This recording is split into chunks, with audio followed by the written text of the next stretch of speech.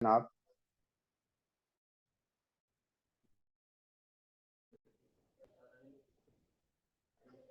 चलिए जी, अगला बड़ा इंटरेस्टिंग टॉपिक है अलीगढ़ मूवमेंट और देवबंद मूवमेंट के ऊपर। और ये बहुत ही डिफरेंट तरीके से मैंने ये स्लाइड्स बनाई हुई हैं, क्योंकि ज्यादातर जो हम इस टॉपिक के ऊपर पढ़ते हैं वो मेजर जो इवेंट्स हैं या सर्विसेज हैं उस पर फोकस किया जाता है। लेकिन ये पूरी की जो पूरी आज की जो पूरी स्लाइड्स हैं ये एनालिटिकल बेस्ड हैं। ठीक है, मैं आपको ये नहीं बताऊंगा कि सर सैयद अहमद खान ने इतने स्कूल खोल दिए, इतने कॉलेजेस बना दिए। नो, इसका हम कंपैरेटिव एनालिसिस करेंगे देवबंद तहरीक का और अलीगढ़ मूवमेंट का। ये जनाब देख लें, आज के लेक्चर की आउटलाइन है। पहले हम अलीगढ़ मूवमेंट का ओवरव्यू करेंगे, उसमें उसके सब पार्ट्स भी मैंने यहाँ पे लिखे हुए हैं। फिर देवबंद मूवमेंट है, लास्ट में हम इसका कंपेयर और कंट्रास्ट भी करेंगे। अच्छा जी, अलीगढ़ मूवमेंट का आगाज कैसे हुआ? 1857 की जंग आज़ादी के बाद हिंदुस्तान के जो मुसलमान थे उन्होंने सियासी तौर पर जो अपना तसल्लुत था या कंट्रोल था वो खत्म हो गया।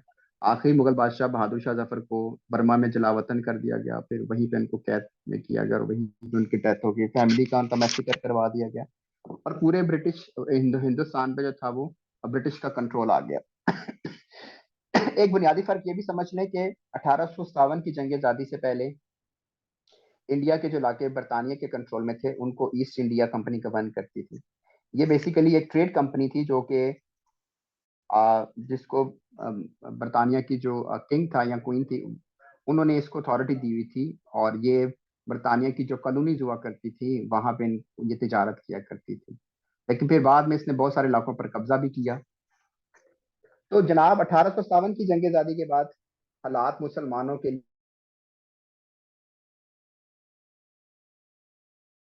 लिए जो थे वो खराब होना शुरू हो गए और आप से 1857 की जंग आज़ादी का आगाज भी हुआ। तो अब मुसलमान जो थे वो अंग्रेजों के निशाने के ऊपर थे और उन्होंने सबसे ज्यादा जो टारगेट किया 1857 की जंग आज़ादी के बाद मुसलमानों को किया। अच्छा, उसकी दो बड़ी वजूहात थी। एक तो उनको ये डर था कि कहीं दोबारा से ये इक़्तिदार जो है वो उसको अटेन ना कर लें, उनसे छीन ना लें, क्योंकि जाहिर है इक़्तिदार उन्होंने उन्हीं से हासिल किया था। दूसरी जो था उन उन वो ये समझते थे कि जो 1857 की अ, जो क्या कहते हैं बगावत हुई थी, मीरठ बेसिकली एक मिलिट्री छावनी थी ईस्ट इंडिया कंपनी के कंट्रोल में जो इलाके थे।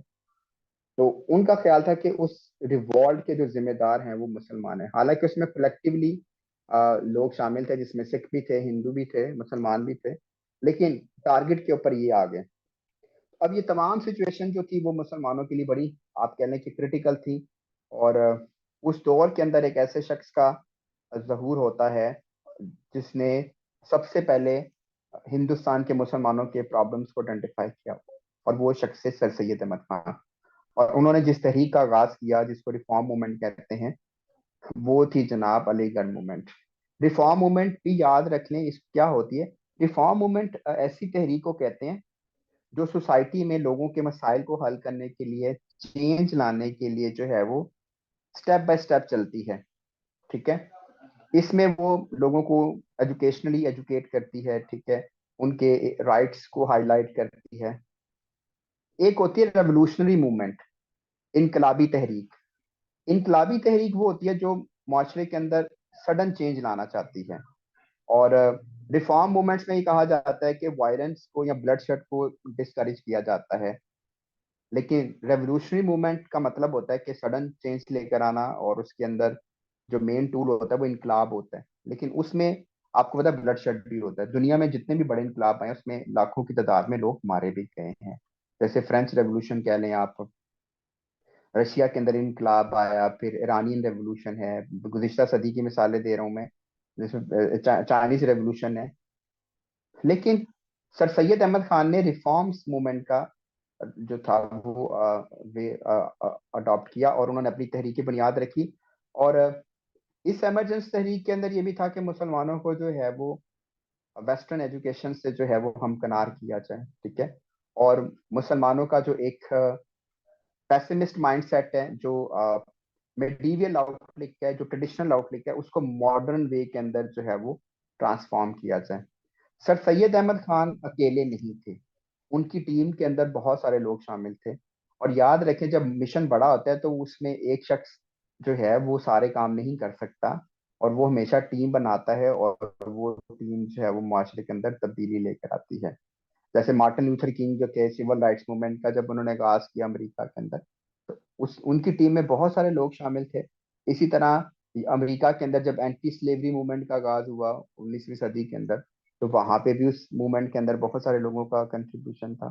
तो इनकी टीम के अंदर जैसे आप देखें, नवाब मोहसिनुल मुल्क हैं, वकारुल मुल्क हैं, शिबली नुमानी है, इल्ताफ हुसैन हाली हैं, डिप्टी नजीर अहमद हैं, ये सारे के सारे जो हैं वो उनकी टीम का हिस्सा थे। फिर कुछ इंग्लिश लोगों के नाम भी हैं, बीक हैं, मॉरिसन हैं, रैले हैं, आर्नल्ड हैं। ये वो लोग थे जो कि इनके इंस्टीट्यूट के अंदर पढ़ाते भी रहे। अच्छा, अब जरा देख लें कि अलीगढ़ मूवमेंट का जो आगाज हुआ उसकी पीछे बुनियादी वजूहात क्या थी। सबसे पहले तो ये था कि जो decline of the Muslim community, Hindustan में मुसलमानों का जो था वो जवाल आ चुका था। ठीक है, और मुस्लिम जो थे वो जिंदगी के हर शोबे में जो है वो पीछे रह गए थे। और ये जो जवाल था, ठीक है, ये इसका बुनियादी मकसद था कि यार इस प्रॉब्लम से कैसे बाहर निकलना है, रिवाइवल कैसे करना है, मुसलमानों के मसाइल को कैसे एड्रेस करना है, और फिर कैसे उनका हल निकालना है। ठीक है, तो मुस्लिम कम्युनिटी के जो उस वक्त के दौर के जो मसाइल खड़े हुए, उनका जो जवाल आ चुका था, ये एक बड़ी वजह थी अलीगढ़ मूवमेंट के राइज होने में। फिर impact of the British colonialism. आपको पता है कि 1857 की जंग आज़ादी के बाद बरतानिया जो था उसने पूरे हिंदुस्तान पे अपना कंट्रोल हासिल कर लिया।